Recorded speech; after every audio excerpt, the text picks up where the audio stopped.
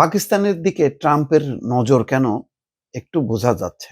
কারণ পাকিস্তানে মিলেছে বিশাল স্বর্ণের ভান্ডার। এর মজুদ কতটুকু শুনলে অবাক হয়ে যাবেন। বলা হচ্ছে যে এখানে যে পরিমাণ মানে স্বর্ণ ভান্ডার আছে তার মূল্য হবে আনুমানিক 636 বিলিয়ন মার্কিন ডলার, যা দিয়ে পাকিস্তানের সব বিদেশি ঋণ পরিশোধ করা সম্ভব হবে। বিশাল স্বর্ণের ভান্ডার। এখন এই কারণেই কি ট্রাম্প পাকিস্তানের সাথে খাতির জমাইলো ওই স্বর্ণ ভান্ডারের দিকে লক্ষ্য রেখে? বলা যাচ্ছে না।